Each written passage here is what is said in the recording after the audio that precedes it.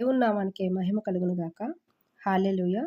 నేడు మనం ధ్యానించబోచున్నటువంటి లేఖన భాగము సామెతల గ్రంథము 4వ అధ్యాయము 10, 11 వచనములు ధ్యానం చేద్దాం. నా కుమారుడా, నీవు ఆలకించి నా మాటలను అంగీకరించిన ఎడల నీవు దీర్ఘాయుష్మంతుడు వగదువు. జ్ఞాన మార్గమును నేను నీకు బోధించి ఉన్నాను, యథార్థ మార్గములో నిన్ను నడిపించి ఉన్నాను. ఈ రెండు మాటల్లో ఉన్నటువంటి కొన్ని పదాల యొక్క అర్థాలను, లోతైనటువంటి అర్థాలను పరిశీలన చేద్దాం.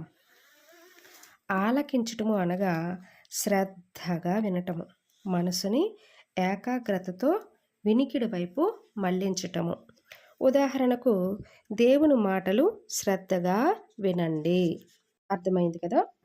అంగీకరించటము, సమ్మతి లేదా సానుకూలత, అభిప్రాయంని అమలు చేయటము, ఒప్పుకోవటము, స్వీకరించటము, నిబంధన చేసుకోవటము, మనస్ఫూర్తిగా ఒప్పుకొని ఆమోదించటాన్ని అంగీకరించటము అంటారు.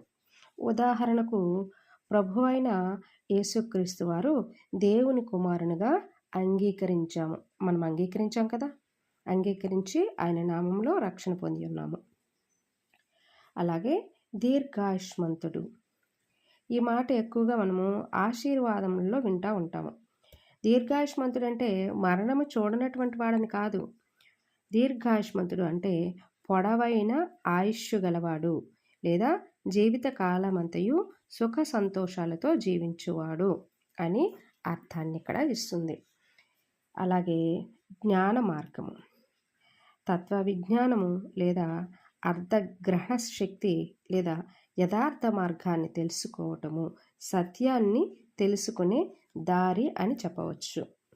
బోధించడం అంటే దేవుని యొక్క మార్గాన్ని లేదా విషయాన్ని లేదా సత్యాన్ని వివరించి నేర్పటాన్నే బోధించటము అంటారు.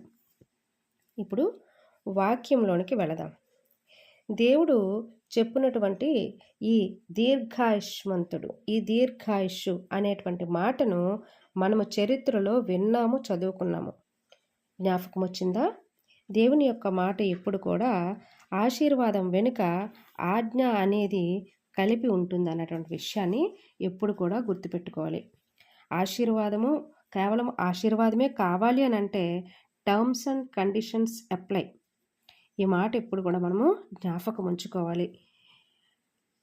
ఈ దీర్ఘాయుష్మంతుడు అన్న మాట వెనుక ఈ కండిషన్ ఏంటో చూద్దాం. ద్వితీయోపదేశ కాండము 5వ అధ్యాయము 16 నుంచి 21 వచనం వరకు మనం పరిశీలన చేసుకుంటే 16వ వచనంలో చూడండి.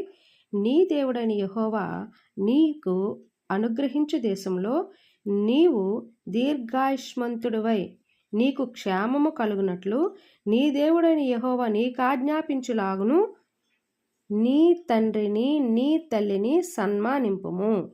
ఫస్ట్ మాట పడిపోయింది అక్కడ. ఏంటి? 10 ఆజ్ఞలు ఉన్నాయి మనకి. 10 ఆజ్ఞల్లో ఫస్ట్ మొట్టమొదటిది అక్కడ మొట్టమొదటిగా తీసుకొచ్చారేంటి?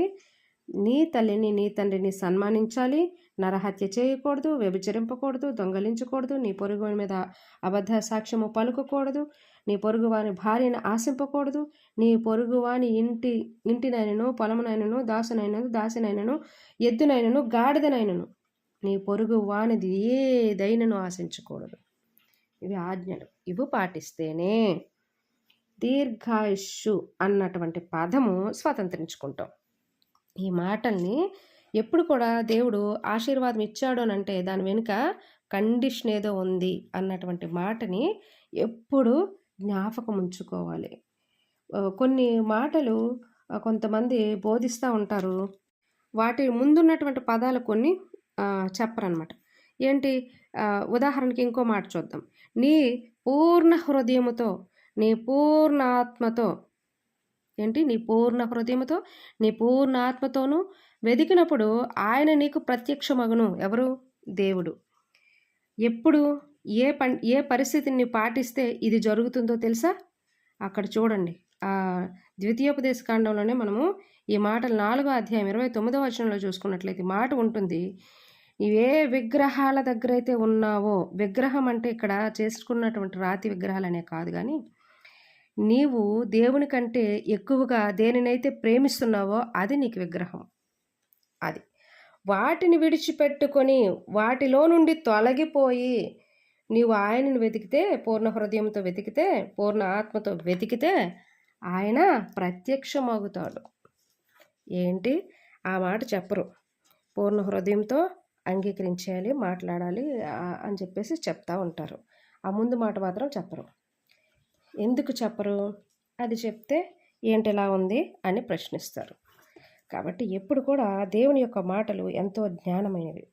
దేవుడు ఆశీర్వచనం ఇచ్చారని అంటే టర్మ్స్ అండ్ కండిషన్స్ ఏవో ఉంటాయని గ్రహించాలి. మనం ఇది పాటిస్తేనే అది జరుగుతుంది అన్న విషయం ఎప్పుడు కూడా గుర్తుంచుకోవాలి. అయితే సొలొమోను గారు తన జీవితంలో అనుభవించినటువంటి అనేకమైనటువంటి పాఠాలు, అనేకమైనటువంటి ఒడిదుడుకుల్లోనూ, ఎందుకంటే ఆయనకి జ్ఞానం ఎక్కువగా ఉంది, సంపద వచ్చింది, దేవుడి దగ్గర కోరుకున్నది ఏంటి? జ్ఞానం. కానీ లాస్ట్కి చివరికి ఆయన ఏమయ్యారో కూడా చరిత్ర చెబుతుంది. ఇలాంటి పరిస్థితులన్నింటి కూడా మనము మనస్సులో వాటి ఏంటంటారు, ఇప్పుడు రోజుల్లో అర్థమయ్యే విధంగా చూసుకున్నట్లయితే ఒక పిక్చర్ చూస్తున్నారు, దాంట్లో చెడుని తీసుకుంటారా, మంచిని తీసుకుంటారా? చెడుని ఈ విధంగా మనం చేస్తే ఈ యొక్క ప్రతిఫలం అనేది లాస్ట్ దాని ప్రతిఫలం ఇలా ఉంటుంది అన్నటువంటిది కదా నేర్చుకోవాలి అక్కడ. అంటే చెడుని విడిచిపెట్టాలి, మంచిని నేర్చుకోవాలి. చెడు చేస్తే ఏంటి మూలం ఏంటవుతుందో, దాని యొక్క ప్రతిఫలం ఏమవుతుందో దానిని బట్టి భయపడి దాని జోలికి వెళ్ళకూడదు. అలాగే దేవుని యొక్క మాటలను బట్టి, దేవుడు చేస్తున్నటువంటి పరిస్థితులను బట్టి మనం నేర్చుకోవాలి. దేవుడు ఎప్పుడు కూడా ప్రతిదీ మనిషిని చేసి కూడా మంచిది అని తలచారనమాట. మంచిది అని తలచినప్పుడు ఆ మంచి మార్గాన్ని చెరుపుకొని మనిషి తనకు నచ్చినటువంటి మార్గంలో నడుస్తున్నాడు. దేవుడు ఎప్పుడు కూడా మనిషికి మంచి చేయాలనే చూస్తున్నారు. సుఖజీవంతోనూ దీర్ఘాయుష్మంతులుగా బ్రతకాలి. మనం జీవితానికి లేదా జీవనానికి అంత ఇంపార్టెన్స్ ఎందుకు ఇస్తున్నారు అని అనుకుంటే చరిత్రలో ఇంకొక ఆధారం కూడా ఉంది. ఏంటి? యాకోబు గారి మాటల్లో మనం విన్నాం. అంటే ఇశ్రాయేలు ఆదికాండము 47వ అధ్యాయము 9వ వచనంలో అక్కడ ఫరోకుని యాకోబుకి మధ్యనటువంటి జరిగిన సంభాషణలో ఆయన మీ యొక్క సుఖవంతమైన దినములు అనేటువంటి మాట అక్కడ అడిగేటప్పుడు యాకోబు గారు చెబుతున్న మాట ఏంటి? నేను యాత్ర చేసినటువంటి దినములు 130 సంవత్సరాలు అయితే సుఖముతో జీవించిన దినములు కొంచెమే, దుఃఖముతో ప్రయాసతో గడిపిన దినాలు ఎక్కువని చెప్పేసి అక్కడ యాకోబు గారు చెప్తున్నారు. అంటే జీవన విధానానికి లేదా జీవితానికి, జీవించే దినములకి అంత ప్రయారిటీ ఉంది. ఆ ప్రయారిటీని ఈరోజు మన చేతులతో మనము పోగొట్టుకుంటున్నాం, మన చేతులతో మనము నాశనం చేసుకుంటున్నాము. ఎందుకు అనంటే మనకు నచ్చినటువంటి మార్గంలో మనం వెళ్తున్నాము. మనలో ద్వేషము, ఆ యొక్క అసహ్యత, ఈ లోకానుసారమైన పద్ధతులు, ఆశలు, అనుభవించాలన్న తపన, కోరిక, వీటిల్లో పడిపోయి దేవుడు ఏర్పరిచినటువంటి మనిషి యొక్క జీవితాన్ని మన చేతులతో మనమే చెరుపుకొని, ఆ మార్గాన్ని చెరుపుకొని మరి ఏంటంటారు, దురాలోచనలతో మనం చావుని కొని తెచ్చుకుంటున్నాం. ఈరోజు రేపు చూడండి, యవ్వనస్తులు ఎంతమంది మధ్య కొంత ఏజ్ వరకైనా ఉండట్లేదు, అసలు చనిపోతున్నారు. చిన్న పిల్లలు చనిపోతున్నారు. అంతు చిక్కని రోగాలు, ప్రమాదాలు, ఊహించని యాక్సిడెంట్లు, ఊహించిన రోగాలు, ఇవి ఒక్కటి కాదు, ప్రకృతి వైపరీత్యాలు ఎన్నో. కారణం ఎవరు? మనిషి కాదు, ముమ్మాటికే మనిషే. దేవుడు చేసింది దేనికి, ఏది చేయాలని చెప్పారు అది చేయాలి. అది చేయకుండా మనిషికి నచ్చినట్లు స్వార్థపూరితమైనటువంటి ఆలోచనలతో వెళ్తూ ఉంటే మనిషి ఆయుస్సు కొరసవదా? బైబిల్లోనే ఒక వాక్యం ఉంది, నిండు వృద్ధాప్యమందు పాతి పెట్టబడదువు అనేటువంటి మాట మరి దేవుడు మాట్లాడుతున్నటువంటి మాట. అది ఏంటది? నిండు వృద్ధాప్యం వరకు ఎవరు ఉండగలరు ఈ రోజుల్లో? ఎందుకు? పాపం విస్తరించింది. ఆ పాపం అనేది విడిచిపెట్టుకొని దేవుని యొక్క జ్ఞానం వైపు మనసు తిప్పుకొని దేవుని యొక్క జ్ఞానంతో నింపబడి ముందుకు వెళ్ళినట్లయితే ఆ యొక్క పాపంలో నుండి బయటకు వస్తాం. ప్రార్థన చేద్దాం. మన జీవితాలు ఎక్కడైనా సరే ఈ బలహీనతల్లో ఉన్నాయేమో ప్రభువా, ప్రతి ఒక్కరి జీవితాన్ని వాక్యము చేత కట్టుకునేలాగా వారికి జ్ఞానాన్ని అనుగ్రహించమని నీ ఆత్మ చేత బోధించుకుంటూ మరి ఒకరినొకరు పురుగొలుపుకుంటూ ముందుకు వెళ్ళడానికి నీ యొక్క ఆత్మ సహకారం ప్రతి ఒక్కరికి దయచేయమని క్రీస్తు నామములో అడిగి వేడుకుంటున్నాము తండ్రి. ఆమెన్.